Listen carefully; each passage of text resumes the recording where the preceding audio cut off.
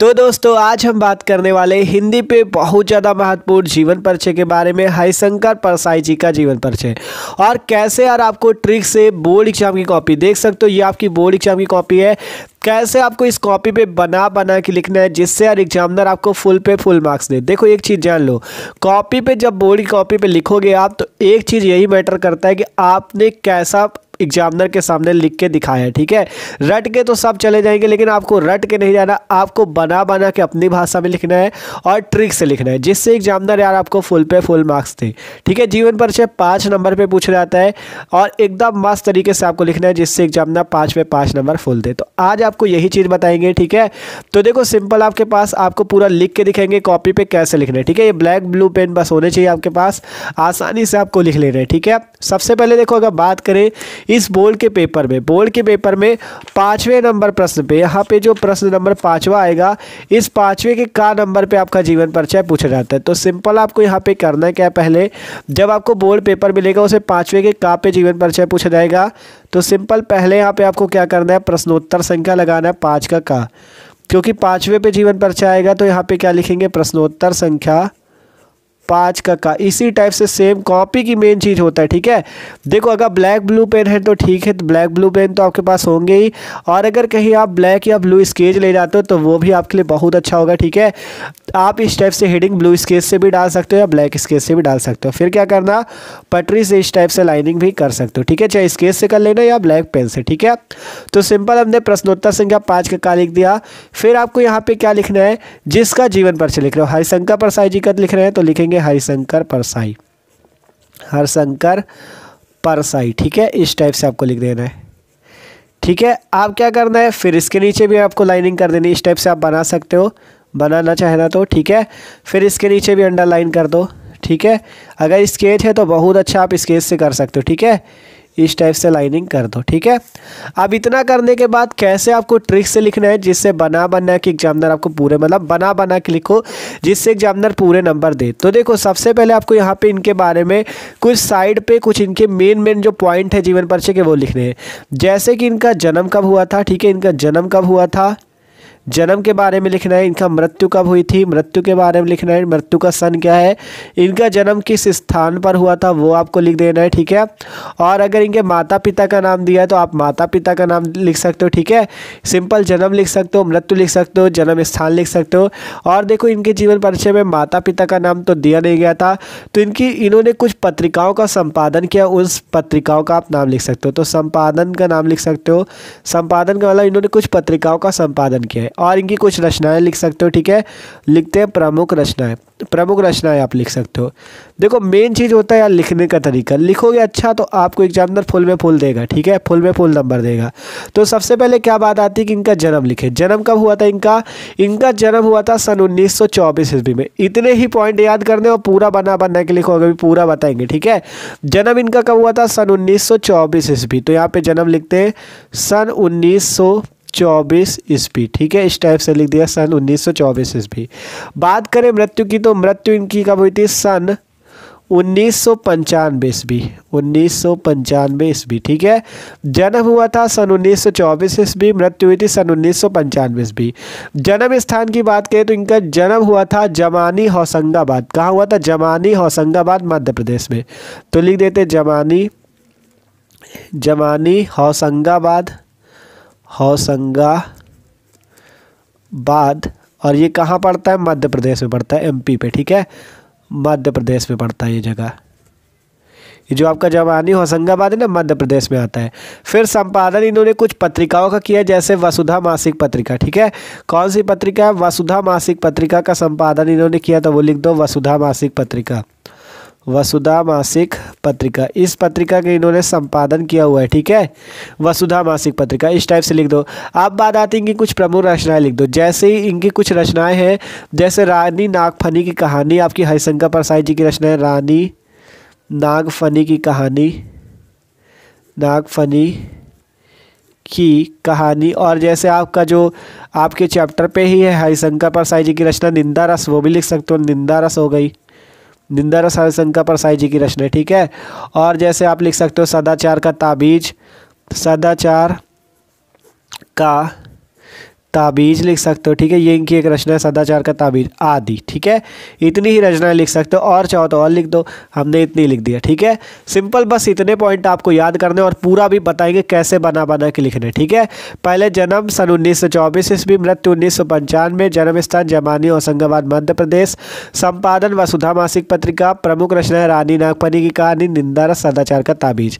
आप क्या करो, ब्लैक पेन लो और आपको फिर से स्केल या पटरी लेनी है और लाइनिंग इसको मतलब एक ब्रैकेट पे बंद कर देना, ठीक है। अगर आपके पास क्या हो ब्लू स्केच या ब्लैक स्केच तो उससे भी आप कर सकते हो ये चीज़, ठीक है। ठीक है, तो इस टाइप से आपको एक ब्रैकेट पे या एक कोष्टक पे बंद कर देना है, कोई दिक्कत तो नहीं। इस टाइप से बंद कर दोगे जिससे एग्जामिनर को पता चलेगा ये इस जीवन परिचय के मेन पॉइंट है, ठीक है। अब बात आती है आप इसको बना के कैसे लिखोगे। तो सिंपल आपको यहाँ पे हेडिंग लगानी जीवन परिचय, जीवन परिचय, ठीक है। इस टाइप से हेडिंग लगानी जीवन परिचय। फिर क्या करना है, फिर से आपको स्केल लेनी और यहाँ पे लाइनिंग कर देनी, ठीक है। इस टाइप से यहाँ पे लाइनिंग, इस टाइप से लाइन खींच देना, ठीक है। तो सिंपल जीवन परिचय हेडिंग पड़ी, लाइन खींच दिया।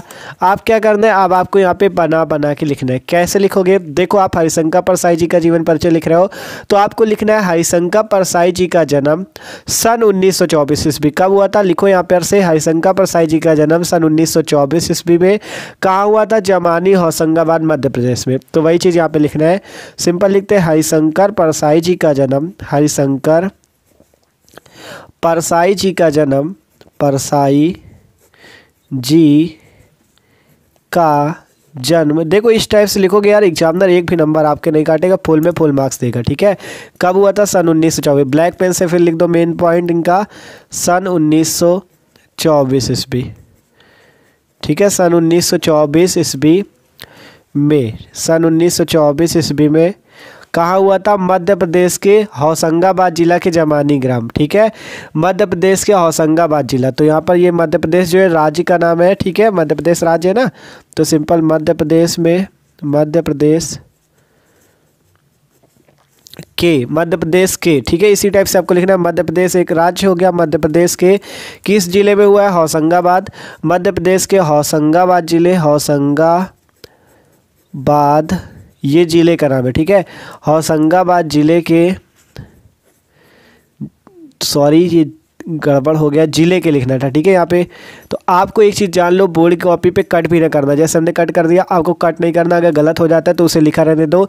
एग्जामिनर देखो अगर कट कर दोगे तो तुरंत उसकी दृष्टि पे आ जाएगा, उस तुरंत देख ले जाएगा कि यहाँ पे कुछ गलत हुआ है, ठीक है। अगर काटोगे नहीं कोई दिक्कत नहीं, गलत हो गया तो उसको कुछ ना करो, ठीक है। तो यहाँ पे सॉरी इसके लिए आपको कट नहीं करना। होशंगाबाद जिले के, होशंगाबाद जिले के कहाँ हुआ था, जमानी में, ठीक है। जमानी नामक ग्राम, जमानी गांव का नाम है, जमानी नामक ग्राम में हुआ था। यहाँ पे लिख दो जमानी नामक ग्राम में हुआ था, ठीक है। नामक ग्राम में हुआ था, ठीक है। इस टाइप से आपको पूरा लिख देना है। देख लो कोई दिक्कत तो नहीं है। हरिशंकर परसाई जी का जन्म सन 1924 ईस्वी में मध्य प्रदेश जो राज्य है, मध्य प्रदेश राज्य के होशंगाबाद जिला, ठीक है। इस टाइप से आपको कट नहीं करना, ये चीज़ का ध्यान विशेष रखना। होशंगाबाद जिला के जमानी नामक ग्राम में हुआ था, इतना आपको आसानी से लिख देना है, ठीक है। कोई दिक्कत तो नहीं है कि हरिशंकर परसाई जी का, सिंपल वही चीज़ लिखा गया कि हरिशंकर परसाई जी का जन्म सन 1924 ईस्वी में मध्य प्रदेश राज्य के होशंगाबाद जिला के जमानी नामक ग्राम में हुआ था। अब इतना लिखने के बाद आपको इनकी कुछ शिक्षा के बारे में लिखना है कि इनकी शिक्षा कहाँ पे हुई, कैसे हुई, वो सब चीज़ लिख दो। तो देखो अगर बात करें कि जो प्राइमरी की शिक्षा थी और उसकी ग्रेजुएशन लेवल तक की शिक्षा जो थी वो आपकी कहाँ, मध्य प्रदेश में ही हुई। देखो क्योंकि मध्य प्रदेश में जब जन्म हुआ तो वहीं पे तो शिक्षा होगी, तो सिंपल लिख देना है आरंभ से लेकर ग्रेजुएशन तक की, ग्रेजुएशन का मतलब होता है स्नातक, हिंदी पे कहते हैं स्नातक, लेकर स्नातक स्तर तक की, ठीक है। इसे कहते हैं ग्रेजुएशन, जैसे बीए बीएससी ये सब चीज़, ठीक है। स्नातक स्तर तक की शिक्षा मध्य प्रदेश में ही हुई, ठीक है। तक की शिक्षा मध्य प्रदेश में ही हुई, मध्य प्रदेश में ही हुई, ठीक है। क्योंकि मध्य प्रदेश में ही जन्म हुआ था तो मध्य प्रदेश में ही हुई। ठीक है, इस टाइप से आपको लिख देना है। क्या लिखा कि आरंभ से लेकर स्नातक स्तर तक की शिक्षा इनकी मध्य प्रदेश में ही हुई। आप बात करें, ये जो थे आपके हरिशंकर परसाई जी, इन्होंने नागपुर विश्वविद्यालय से इन्होंने हिंदी में एमए की परीक्षा उत्तीर्ण की। ठीक है, इन्होंने लिख सकते हो, इन्होंने नागपुर विश्वविद्यालय से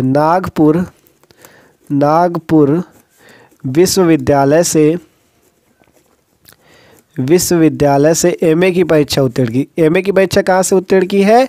आपका नागपुर विश्वविद्यालय से एमए। ठीक है, एमए की परीक्षा उत्तीर्ण की।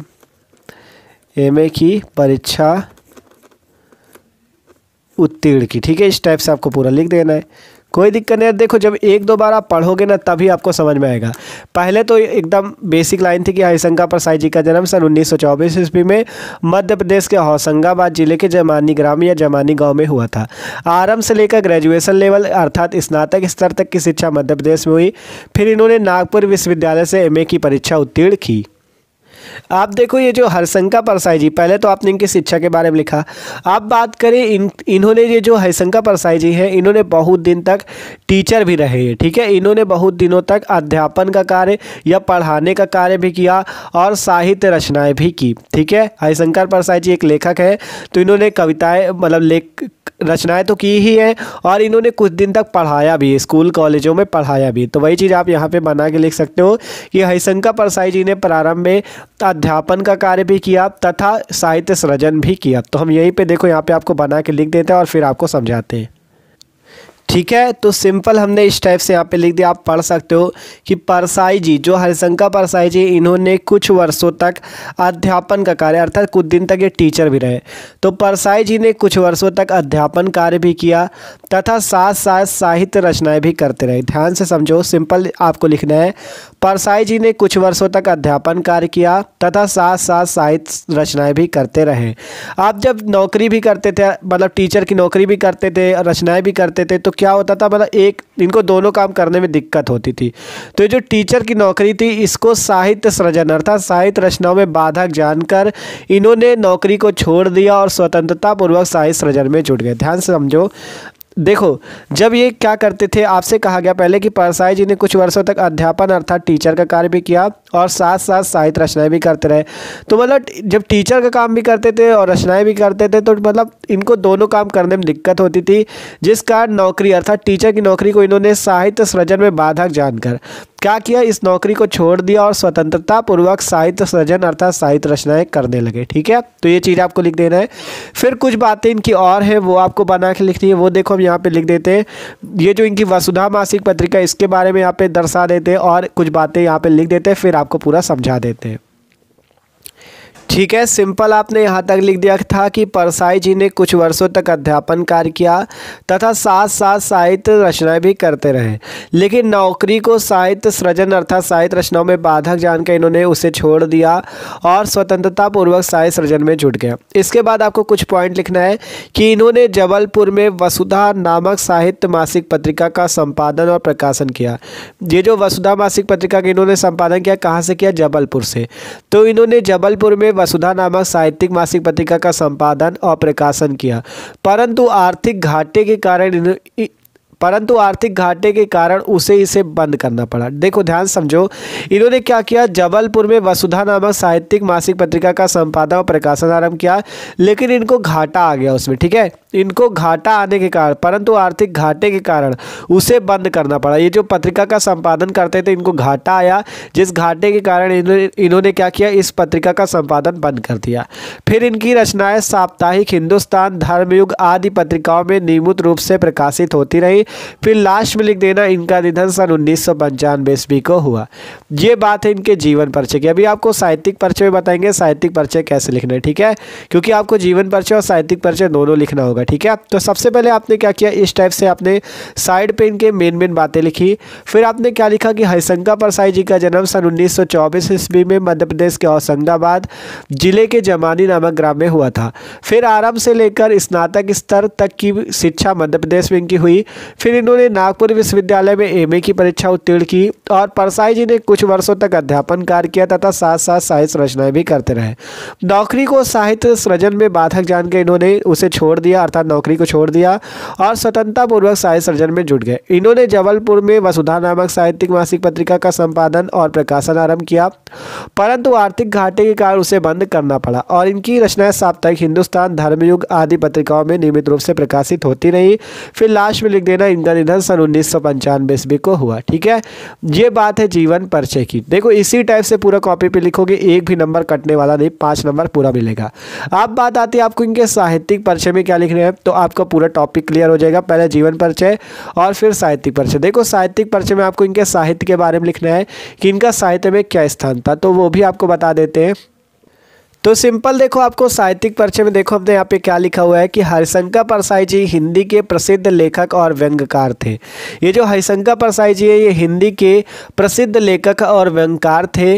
वे हिंदी के पहले रचनाकार हैं जिन्होंने व्यंग्य को विधा का दर्जा दिलाया और उसके हल्के फुल्के मनोरंजन की परंपरागत परिधि से उबार कर समाज के व्यापक प्रश्नों से जोड़ा। इनकी शैली का प्राण व्यंग्य और विनोद है। मतलब ये किस विधा पे रचना करते थे, व्यंग्य और विनोद में। ठीक है, तो सिंपल एक चीज जान लो कि आपको साहित्यिक परिचय में साहित्य के बारे में लिखना है, इनका मतलब साहित्य कैसा था, तो वही चीज आपको अपने हिसाब से बना के लिखना है। जरूरी नहीं सब कुछ रट लो, केवल आपको यहाँ पे शब्दों को समझना है और अपने हिसाब से बना के जितना चाहो लिख सकते हो। ठीक है, तो ये है साहित्यिक परिचय, ये था जीवन परिचय। तो आशा करते हैं आपको समझ में आया होगा।